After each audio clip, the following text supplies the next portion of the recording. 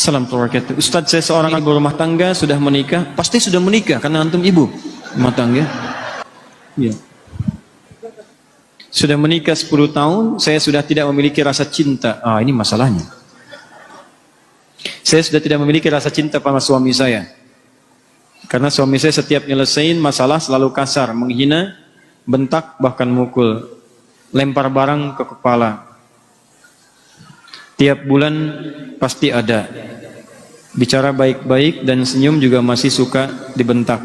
Apakah saya berdosa jika saya sudah tidak mencintainya? Begini, saya tarik napas dulu ya. Pertama, saya ucapkan selamat kepada ibu. Allah titipkan pria itu kepada ibu, bukan perempuan lain. Dan hebatnya ibu bertahan dengan 10 tahun.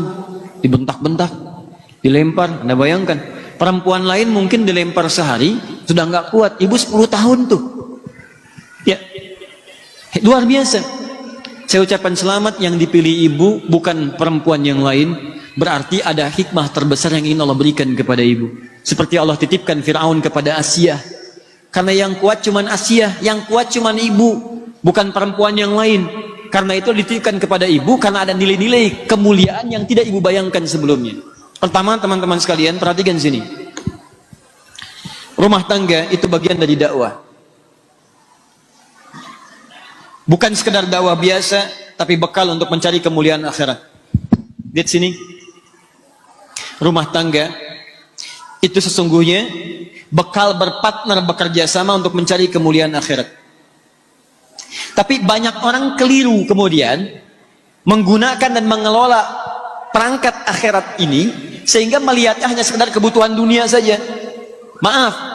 Baik suami atau istri kadang-kadang memandang kehidupan rumah tangga hanya sekedar untuk memuaskan kebutuhan pasangan, mengeluarkan hasrat cinta, mendapatkan kebutuhan dunia. Cuman di situ saja. Padahal prinsip pertama ketika antum berumah tangga sudah turun ayat. Anehnya ayat itu sering dikutip di surat undangan. Yang paling aneh, yang diundang suruh baca, yang ngundang nggak baca. Quran surah ke-30 ayat 21. Wa min ayatihi an khalaqalakum min anfusikum azwajan litaskunu ilaiha wa ja'ala bainakum mawaddatan wa rahmah inna fi dzalika laayatin liqaumin yatafakkarun. Kalimat pertamanya inna. Awas. Wa min ayatihi, ayat. Jamak dari kata ayat. Apa itu ayat? Ayat itu diantara tanda yang mendekatkan seseorang kepada Allah Subhanahu wa taala. Jadi kita itu diberikan wasilah berumah tangga, tujuan pertamanya untuk membangun kedekatan dengan Allah. Supaya semakin dekat dengan Allah. Jikalau ada orang berumah tangga tidak dekat dengan Allah, ada yang salah rumah tangganya. Ada yang tidak tepat di dalamnya. Nah, menariknya, setiap pasangan itu nanti akan dipasangkan oleh Allah Subhanahu wa taala untuk saling membuat keduanya itu bisa mendekat kepada Allah Subhanahu wa taala. Ada yang tugasnya sampai selesai berumah tangga. Salah satunya meninggal. Ada yang sampai pertengahan seperti Asia dengan Fir'aun. Asia ditugaskan oleh Allah berumah tangga dengan Fir'aun. Di antara dakwahnya ngajak Fir'aun, ayo mendekat kepada Allah, ayo mendekat kepada Allah. Apa yang diterima? Hardikan, siksaan, ancaman, yang terakhir eksekusi. Cuman Asia paham, yang ditugaskan kepada saya adalah bagaimana caranya saya mengajak suami supaya dekat dengan Allah. Hebatnya, Allah tidak akan pernah pasangkan seseorang kalau tidak memiliki tugas yang sejajar satu dengan yang lainnya. Artinya apa? Kalau suami dipasangkan kepada ibu sekarang, Allah yakin karena ibu punya kemampuan untuk menjalani itu. Makanya tidak dititipkan kepada perempuan yang lain. Apa yang ibu dapatkan dari situ? Bukankah dalam setiap makian ada kesabaran? Bukankah dalam setiap hinaan di situ ada ketawakalan? Bukankah sejak saat itu ibu rajin tahajud? Bukankah sejak saat itu ibu rajin berdoa? Ingat baik-baik, setiap interaksi suami dengan istri, di sana ada peluang pahala-pahala yang bisa didapatkan. Makanya kata para ulama, ketika Anda mendapatkan pasangan berlaku tidak menyenangkan, maka bersabar, itu yang pertama. Bersabar, coba terima dulu itu semua dengan merespon dengan nilai-nilai kebaikan. Cara meresponnya, bayangkan Allah sedang memberikan misi kebaikan yang melahirkan pahala yang banyak bagi Anda. Lihatnya pahala dulu. Ini poin pertama. Jadi kalau Anda sudah berpikir bahwa ini barangkali dititipkan kepada saya karena saya mampu dan ada misi dakwah di sini, barangkali Allah kirimkan yang seperti ini supaya saya mendapatkan pahala dalam kesan untuk mendapatkan surga saya.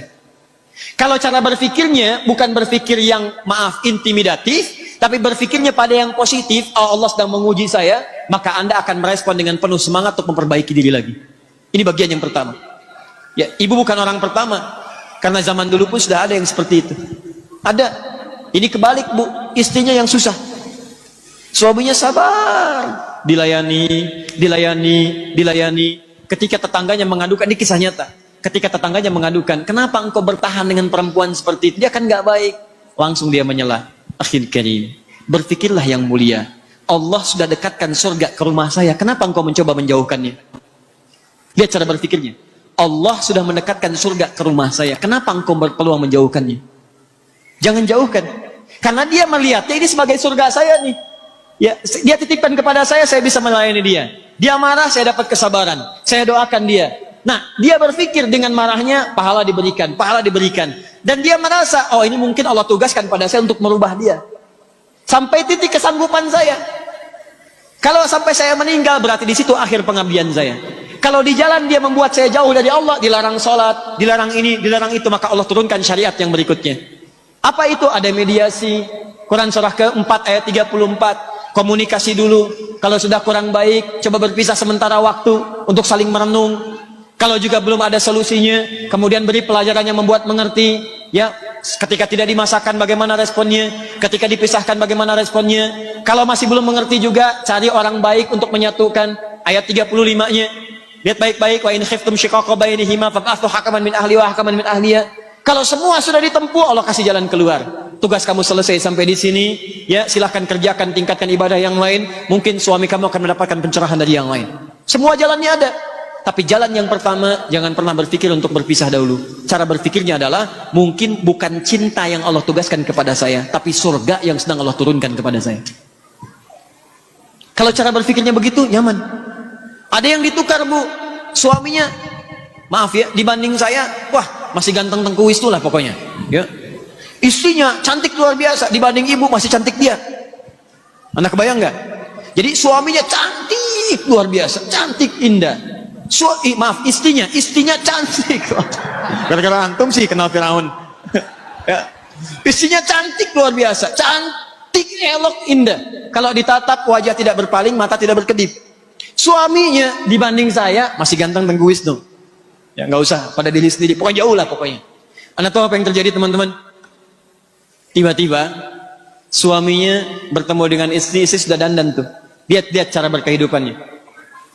Dia layani sepenuh hatinya, baik. Begitu melihat, bengong begini. Tiba-tiba istrinya berkata, sayang, kamu kenapa? Ya zauji madzabik. Kamu kenapa? Kata suaminya, aku bersyukur Allah titipkan perempuan secantik engkau dalam kehidupanku. Sehingga aku tak mampu berpaling darimu. Masya Allah. Kata istrinya, sayang, kita berdua akan ke surga. Kita berdua akan ke surga. Suaminya bingung. Kata suaminya, kok bisa? Kata istrinya, kamu bersyukur dengan titipan Allah aku padamu, aku bersabar dengan titipan Allah kamu kepadaku. Tuh. Bahasanya enak ya? Walaupun nyelekit tapi enak. Gitu. Tapi nggak ada yang marah, ketawa keduanya gitu. Ketawa keduanya. Jadi barangkali dalam hal demikian, pertama ibu melihat dari sisi ukhrawinya dulu. Ya, Asia bisa sabar, pelajari kisah Asia. Barangkali Allah titipkan dia kepada saya, mungkin untuk mendapatkan surga saya. Ibu bisa pilih itu, ibu berjuang. Kalau mungkin dalam perjuangan itu membahayakan secara fisik, mulai menyakiti fisik, mulai melukai, tidak mampu bertahan di situ, maka ulama memberikan jalan keluar. Baik ya, dari ayat-ayat Al-Quran yang diberikan. Apalagi kalau sudah mencegah untuk mendekat kepada Allah, maka hukum pernikahan nanti bisa turun. Dari mulai sunnah, kalau sudah berbahaya kepada fisik, terancam jadi makruh. Kalau sudah menjauhkan dari Allah atau nyawa terancam, jadi haram hukumnya. Haram. Maka dalam agama nanti bahkan ada fasakh namanya. Fasakh itu dipisahkan oleh hakim. Dipisahkan. Ya, supaya mendapatkan kenyamanan tersendiri. Tapi dibalik itu semua, sempurnakan dulu perjuangan ibu kepada Allah. Sehingga nanti ketika ibu disoal di hari kiamat nanti, kenapa kamu begini? Ibu bisa menjawab, ya Allah, aku telah sabar menerima titipan darimu dengan perjuangan yang telah aku maksimalkan. Kalau itu belum bisa memasukkan aku ke dalam surgamu, maka boleh berikan syafaatku dengan segala kesabaran yang telah aku berikan hanya untukmu. Paham ya? Baik.